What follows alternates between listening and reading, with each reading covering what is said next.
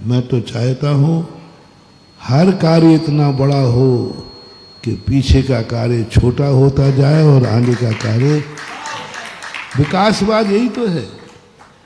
कल जो थे हम वहीं रहे तो विकास काय का।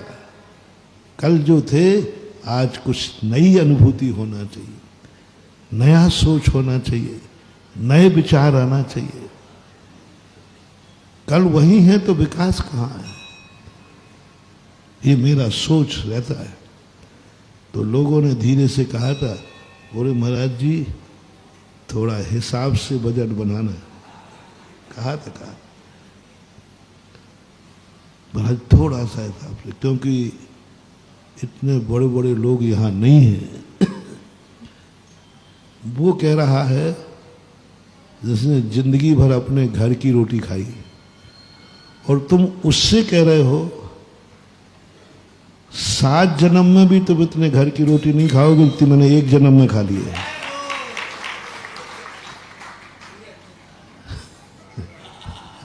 घर घर की रोटी खाया बेटा। मुझे क्या बोल रहे हो? गुरु से और मां से कभी शक्ति छुपी हुई नहीं रह सकती। गुरु और मां के सामने हर व्यक्ति किताब खुली हुई है। हर व्यक्ति, गुरु और मां के सामने हर व्यक्ति नंगा है। गुरु के सामने दिगंबर है और मां के सामने बच्चा है। और दोनों का एक नाम बताओ। मां के सामने बच्चा है, तुम कितने ही बड़े हो जाओ। गंधारी ने यही तो कहा था दुर्योधन से, कितना बड़ा था, दादा बन गया था दुर्योधन, पर गंधारी ने किस रूप में आने को कहा? मां। दुनिया के सामने नंगा होएगा तो वो असभ्य है, पापी है, पापों से वासना से भरा हुआ रहता है। मां एक ऐसी शक्ति है जो अपना बेटा किसी भी उम्र में हो जाए, उसकी दृष्टि में वह बच्चा ही, वो बालक ही, उसकी दृष्टि में विकार नहीं आएगा।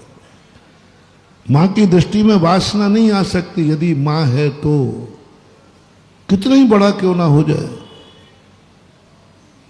यदि मां का दृष्टि है तो बड़े और छोटे से कोई फर्क नहीं पड़ता। लोगों ने यही कहा कि गंधारी को क्या हो गया, क्या हो गया, इतना बड़े बच्चे को नग्न के रूप में देखेगी। अरे कोई दुर्योधन बच्चा नहीं है। और तुम्हें मालूम है कि इसी नियत के कारण से दुर्योधन, ये नीति दुर्योधन के पास नहीं थी। तभी तो रास्ते में समझाया कि अरे तुझे शर्म कर, इतना बड़ा हो गया और तू माँ के सामने नंग जाएगा तो मैं क्या करूं? माँ ने कहा अरे माँ को तो सब बुद्धि यही है कि उनको तो हमेशा बच्चा देख, तू तो शर्म कर। बताओ, दुर्योधन उनकी बातों में आ गया और क्या कर लिया?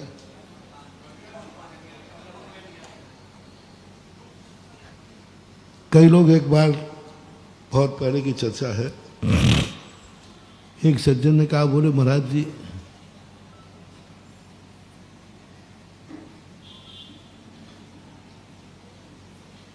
आपके पास तो कोई राग है ही नहीं, आपको तो सब परिग्रह छोड़ ही दिया, थोड़ा आप एक लंगोट लगा लो तो सब लोग आपके अच्छे से दर्शन कर लेंगे।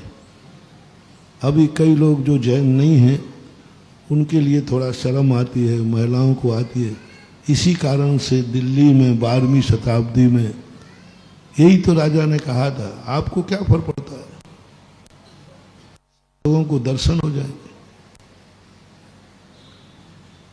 और हमारी माँ ने क्या कहा है? हमारी माँ भी गंधारी है, यानी जिनवाणी है। जिनवाणी ने क्या कहा? बेटा दिगंबर होके आजा, तुझे मैं अमर बना दूंगी।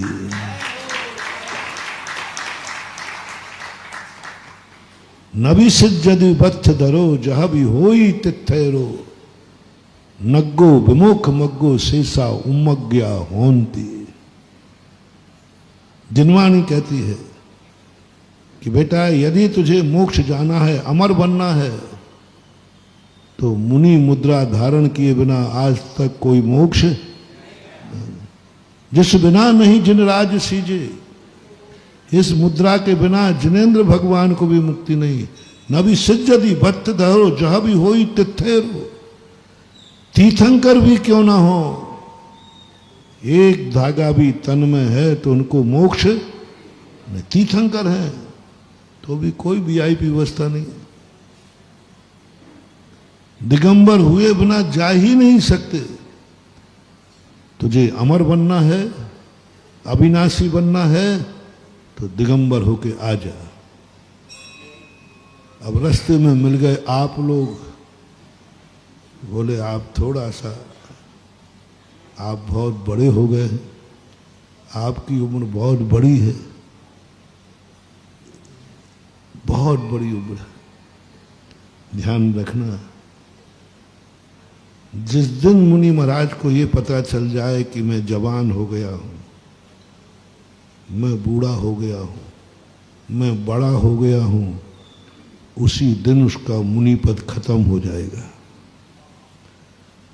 24 घंटे जिंदगी भर 100 साल का भी क्यों ना हो जाए, जवान क्यों ना हो जाए, साधु को हमेशा अनुभूति होती है मैं बालक हूं, बालकवत।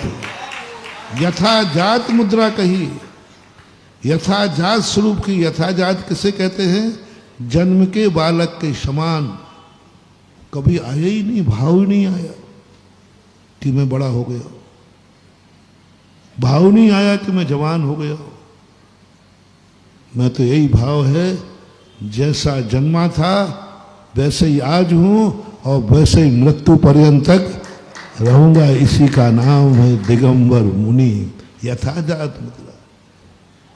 जब जन्म था तो क्या भिखारी पैदा हुआ था? नहीं। तो फिर जवान में क्यों हो गया? क्यों हो गया जवान में भिखारी? प्रकृति मां ने तो तुम्हें भिखारी जन्म नहीं दिया था, बालकवत यथाजात मुद्रा का रूप दे दिया।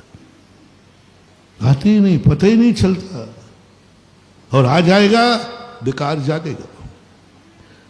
मुनिराज को ये मालूम चल जाए कि मैं जवान हो गया हूं तो बेकार जागेगा, कोई नहीं रोक सकता।